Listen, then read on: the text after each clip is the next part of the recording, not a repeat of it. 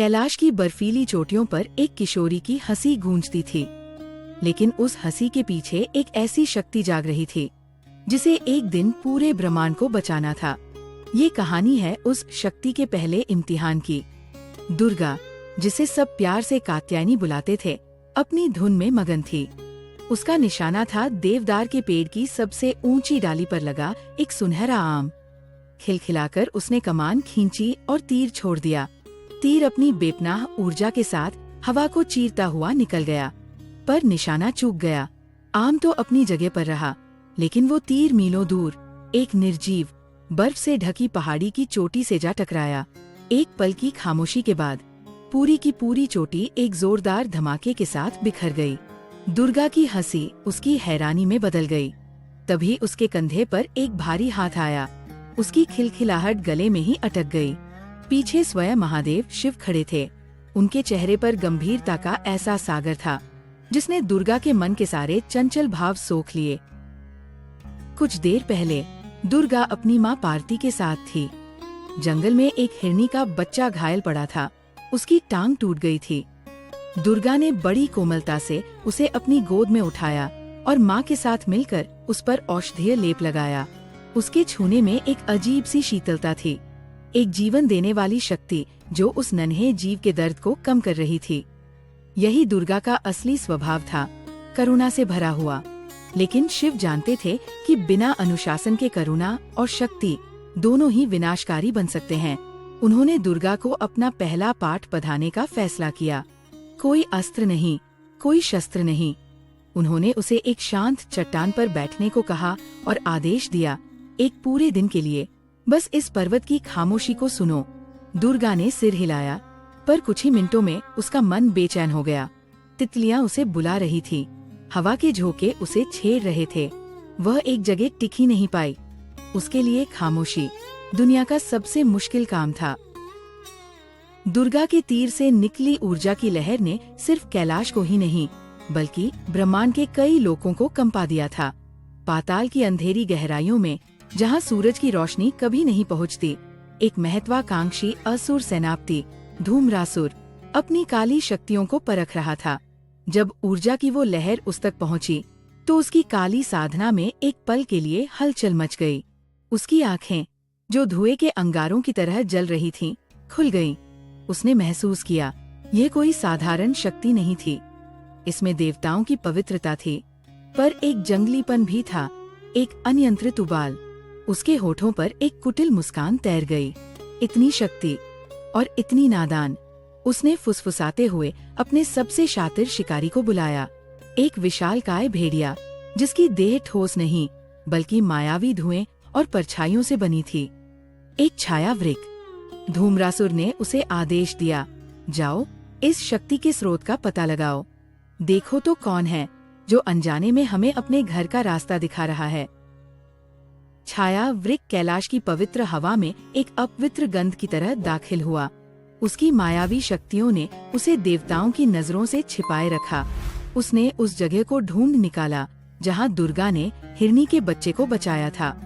वही नन्हा जीव अब अपनी माँ के पास खड़ा, अपनी नई मिली जिंदगी का आनंद ले रहा था।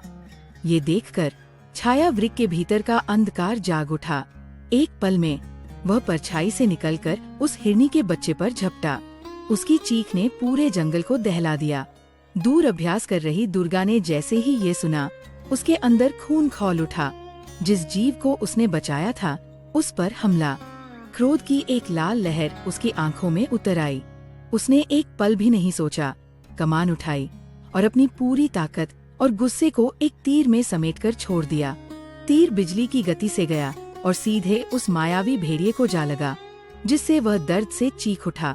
लेकिन दुर्गा का निशाना गुस्से से अंधा हो चुका था।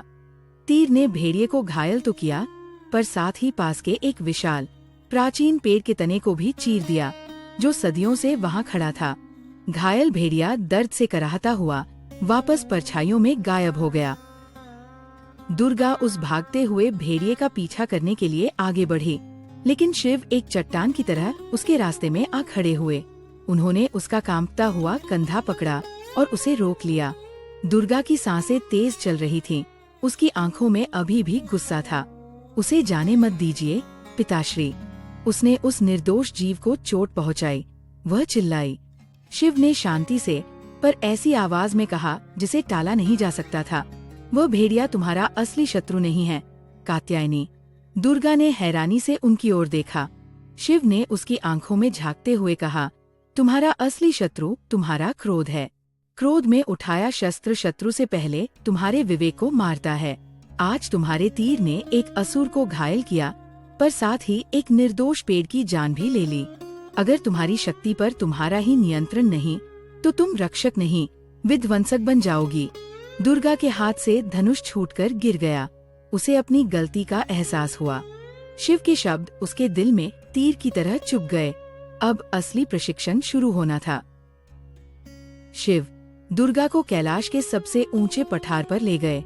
वहाँ मीलों तक सिर्फ सफेद बर्फ की चादर बिछी थी और ठंडी हवाएं चलती थी। वहाँ एक बर्फीली गुफा की छत से पानी की एक बूंद जमकर लटक रही थी, एक पारदर्शी हिममणि।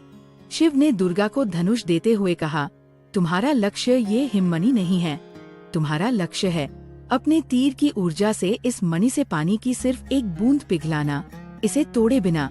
दुर्गा को ये बहुत आसान लगा। उसने तीर चलाया, पर तीर की ऊर्जा से पूरी हिममणि चकनाचूर हो गई। उसने फिर कोशिश की। इस बार तीर धीमा चलाया, पर वो बर्फ तक पहुंचा ही नहीं। दिन बीतने लगे। वह रोज सैकड़ों तीर चलाती। हर असफलता के साथ उसका धैर्य जवाब देने लगा। उसके अंदर का गुस्सा और झुंझलाहट बढ़ने लगी। वह शक्ति का उपयोग करना जानती थी, पर उसे नियंत्रित करना, उसे साधना, उसके लिए एक असंभव चुनौती बन गया था। बर्फ का वह छोटा सा टुकड़ा अब उसे पूरी कायनात से बड़ा लगने लगा था। दुर्गा की छटपटाहट को देखकर ब्रह्मांड के पालक भगवान विष्णु वहां प्रकट हुए। उनके चेहरे पर एक शांत और रहस्यमयी मुस्कान थी। उन्होंने दुर्गा के संघर्ष को देखा और कहा, पुत्री, तुम शक्ति को बाहर खोज रही हो, जबकि उसे तुम्हारे भीतर शांत होने की प्रतीक्षा है। वह उसे एक खगोलीय गुफा में ले गए। उस गुफा की छत नहीं थी, बल्कि वहाँ दिन में भी ब्रह्मांड के सारे तारे और नक्षत्र साफ दिखाई देते थे। विष्णु ने अपने हाथ के इशारे से तारों को एक विशाल बिसात की तरह सजा दिया और बोले, ये एक खेल है। ये सुनहरा तारा तुम हो और ये धूमिल तारा वह छायावृक। उन्होंने दिखाया कि कैसे छायावृक ने सीधे दुर्गा पर नहीं, बल्कि उस हिरनी पर हमला किया था। उसने तुम्हारी शक्ति पर नहीं, तुम्हारी करुणा पर वार किया। तुम्हारा हृदय तुम्हारी सबसे बड़ी शक्ति है पुत्री, और शत्रु हमेशा सबसे पहले उसी पर निशाना साधता है। युद्ध सिर्फ शस्त्रों से नहीं, बुद्धि से जीते जाते हैं। अपने शत्रु की अगली चाल को पहले ही समझ लेना ही असली विजय है। जब दुर्गा विष्णु के पाठ से लौटी तो माँ पार्वती उसे उसी जंगल में ले गई। वह प्राचीन पेड़ जिस पर दुर्गा का क्रोधित तीर लगा था, अब भी घायल था। उसकी पत्तियां पीली पड़ रही थी और उसकी शाखाएं मुरझा रही थी। पार्वती ने पेड़ के तने पर प्यार से हाथ फेरा और कहा, देखो, तुम्हारा क्रोध सिर्फ एक असुर को नहीं, इस बेजुबान पेड़ को भी सालों का दर्द दे गया। तुम्हारी शक्ति इस पूरी प्रकृति से जुड़ी है। जब तुम खुश होती हो तो फूल खिलते हैं, जब तुम क्रोधित होती हो तो जीवन मुरझा जाता है। उन्होंने दुर्गा का हाथ अपने हाथ में लिया और पेड़ पर रखा। इन्हें बचाने के लिए तुम्हें पहले इनके जीवन को अपना जीवन समझना होगा, इनकी पीड़ा को महसूस करना होगा। ये कमजोरी नहीं है कात्यायनी, करुणा ही सच्ची शक्ति का स्रोत है। दुर्गा ने आंखें बंद की और पहली बार उसने पेड़ के धीमे दर्द भरे स्पंदन को महसूस किया। उसकी आंखों से पश्चाताप के आंसू बह निकले। पाताल में धूम्रासुर को अपने घायल छाया वृक्ष से पूरी खबर मिल चुकी थी। वह समझ गया कि कैलाश पर कोई दिव्य शक्ति जागृत हो रही है, पर वह अभी अपनी ताकत से अनजान है। ये सही मौका था। इस बार उसने एक नहीं बल्कि 2 छाया वृक्षों को भेजा। वे पहले से ज्यादा तेज, ज्यादा शक्तिशाली और ज्यादा मायावी थे। उन्हें सिर्फ जासूसी करने नहीं, बल्कि उस पूरी घाटी की जीवन ऊर्जा को कलुषित करने का आदेश मिला था। कुछ ही दिनों में इसका असर दिखने लगा। पार्वती के बाग के चमकते हुए पेड़ मुरझाने लगे, उनकी रोशनी फीकी पड़ गई। झरनों का पवित्र जल गंदला और मटमैला हो गया। पूरी घाटी में एक अजीब सी उदासी और पीड़ा छा गई। दुर्गा को ये दर्द सबसे ज्यादा महसूस हो रहा था। उसे लग रहा था जैसे कोई उसकी अपनी नसों से जीवन खींच रहा हो। वो समझ गई कि खतरा अब कोई दूर की बात नहीं, बल्कि उसके घर के आंगन तक पहुंचा है। समय हाथ से निकलता जा रहा था। दुर्गा अब और इंतजार नहीं कर सकती थी। विष्णु के सिखाए हुए पाठ को याद करते हुए उसने उन छाया वृकों को ढूंढने की कोशिश की। उसने उनकी शक्ति के निशानों का पीछा नहीं किया, बल्कि घाटी में हो रहे विनाश के पैटर्न को समझा। उसने देखा कि विनाश एक खास दिशा में बध रहा था, एक संगम की ओर, जहाँ दो पहाड़ी नदियाँ मिलती थी। जब वो वहाँ पहुँची तो उसने जो देखा उससे उसकी सांसें रुक गई। वह लड़ाई की तैयारी करके आई थी, पर वहाँ कोई लड़ाई नहीं हो रही थी। दोनों छायावृक एक भयानक अनुष्ठान कर रहे थे। वे घाटी से चुराई हुई जीवन ऊर्जा का इस्तेमाल करके हवा में एक काला घूमता हुआ दरवाजा बना रहे थे। एक छायाद्वार, एक ऐसा रास्ता जो पाताल को सीधे कैलाश के हृदय से जोड़ देता। दुर्गा को तुरंत समझ आ गया, खतरा सिर्फ दो भेड़ियों का नहीं था, ये एक पूरी सेना के आक्रमण की तैयारी थी। धूम्रासुर कैलाश पर चढ़ाई करने वाला था। एक पल के लिए दुर्गा का दिल डर से भर गया। एक पूरी सेना? वह अकेली क्या कर सकती थी? उसे लगा कि उसे भागकर पिताश्री शिव को बताना चाहिए, लेकिन फिर उसे याद आया कि अब समय नहीं है। जब तक वह मदद लेकर लौटेगी, ये द्वार पूरी तरह खुल चुका होगा और धूम्रासुर की सेना यहाँ होगी। उसे अपनी माँ पार्वती, अपने घर, इस पूरी घाटी का ख्याल आया। ये अब प्रशिक्षण का कोई अभ्यास नहीं था, ये उसके घर की लड़ाई थी। विष्णु की सिखाई रणनीति, शिव का सिखाया हुआ ध्यान और माँ की सिखाई हुई करुणा आज उन सब की परीक्षा थी। उसने अपनी आंखों को बंद किया। अपने अंदर उठ रहे डर और गुस्से के तूफान को उसने अपनी इच्छा शक्ति से शांत किया। जब उसने आंखें खोली तो उनमें नादानी या गुस्सा नहीं था, बल्कि एक ठंडी फौलादी चट्टान जैसी दृढ़ता थी। वह अपने गुरुओं का इंतजार नहीं कर सकती थी। उसे इस खतरे का सामना अकेले करना होगा, अपने अधूरे ज्ञान के साथ ही सही। दुर्गा परछाइयों से बाहर निकली। उसके कदमों में कोई आहट नहीं थी। दोनों छायावृकों ने उसे देखा और गुर्राए। एक तुरंत उस पर हमला करने के लिए दौड़ा। उसके नुकीले पंजे चट्टानों पर खरोंचे बना रहे थे, लेकिन दूसरा अपनी जगह पर खड़ा रहा और अपनी मायावी शक्तियों का इस्तेमाल करने लगा। अचानक दुर्गा के चारों ओर का नजारा बदलने लगा। उसे भयानक दृश्य दिखने लगे। उसने देखा कि वो हार गई है। कैलाश जल रहा है। पिता शिव उसकी असफलता पर निराशा से मुंह फेर रहे हैं। माँ पार्वती रो रही हैं और उनकी आंखों में उसके लिए दुख है। ये सब इतना असली लग रहा था कि एक पल के लिए दुर्गा का दिल कांप गया। उसका निशाना डगमगाने लगा। अपने प्रियजनों को दुखी देखने का डर उसकी सबसे बड़ी कमजोरी थी। भेड़िया और करीब आ गया। उसकी जीत निश्चित लग रही थी। दुर्गा का आत्मविश्वास टूटने की कगार पर था। जैसे ही हार का ख्याल उसके मन में आया, उसे शिव के शब्द याद आए, पर्वत की खामोशी को सुनो। दुर्गा ने अपनी आंखें बंद कर ली। उसने मायावी दृश्यों को देखना बंद कर दिया और सुनना शुरू किया। उसने हवा के चलने की आवाज, पत्थरों से टकराते भेड़िए के पंजों की आवाज और धरती के धीमे कंपन को महसूस किया।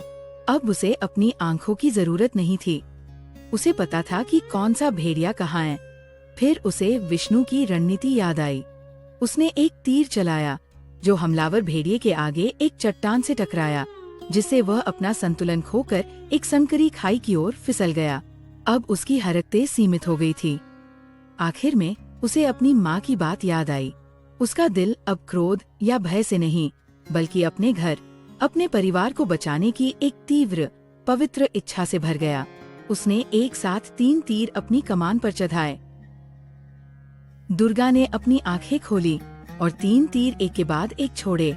पहला तीर शस्त्र नहीं था, वो शुद्ध ध्वनि की एक लहर थी। उसने किसी को चोट नहीं पहुंचाई, पर उसकी गूंज से मायावी भेड़िए का सारा भ्रम टूटकर बिखर गया। दूसरा तीर खाई में फंसे भेड़िए के पंजे के पास जाकर जमीन में धंस गया। उसे वहीं पर कीलकर रख दिया। लेकिन तीसरा तीर सबसे अलग था। वह तीर सुनहरी रोशनी से चमक रहा था। वह दुर्गा की अपनी जीवन ऊर्जा, उसकी आत्मा का प्रतीक था। उसने ये तीर भेड़ियों पर नहीं बल्कि सीधे उस घूमते हुए छाया द्वार के केंद्र में चलाया। जैसे ही रोशनी का तीर अंधकार के द्वार से टकराया, एक पल के लिए सब कुछ खामोश हो गया। फिर एक गगन भेदी धमाका हुआ, पर उसमें आवाज नहीं थी। द्वार अंदर की ओर फट गया और अपने साथ दोनों छाया वृकों को भी खींच ले गया, जो बेबस धुएं में बदलकर विलीन हो गए। घाटी में फैली कालिमा छंटने लगी। मुरझाए पेड़ों में हल्की सी चमक वापस आ गई। जैसे ही सब शांत हुआ, शिव, विष्णु और पार्वती वहां प्रकट हुए। वे पूरे समय वहीं थे, छिपे हुए, देखने के लिए कि उनकी बेटी अपने पहले इम्तिहान को कैसे पार करती है। वे हस्तक्षेप करने के लिए तैयार थे, पर वे जानते थे कि यह लड़ाई दुर्गा को खुद ही लड़नी थी। शिव के चेहरे पर, जो हमेशा गंभीर रहता था, आज एक हल्की सी दुर्लभ मुस्कान थी। विष्णु बोले, पहली लड़ाई जीत ली गई है कात्यायनी। पार्वती दौड़कर अपनी बेटी के पास गई और उसे गले लगा लिया। उनकी आंखों में गर्व के आंसू थे। कहानी का आखिरी दृश्य। दुर्गा अब कैलाश की सबसे ऊंची चोटी पर खड़ी है। उसके हाथ में उसका धनुष है, पर अब वो घाटी की ओर नहीं देख रही। उसकी नजरें उस क्षितिज पर है, जहां मनुष्यों और असुरों की दुनिया है। उसके चेहरे पर उसकी चंचल मुस्कान अभी भी है, पर उसकी आंखों में अब एक रणनीतिकार की प्राचीन बुद्धिमत्ता, एक तपस्वी का अटूट ध्यान और एक रक्षक की गहरी करुणा है। एक लड़की एक देवी बनने की अपनी यात्रा पर निकल पड़ी थी। तो दोस्तों, ये कहानी आपको कैसी लगी, हमें कमेंट करके जरूर बताएं। अगर आपको ऐसी कहानियाँ पसंद आती है तो कृपया वीडियो को लाइक करें और हमारे चैनल को सब्सक्राइब करें।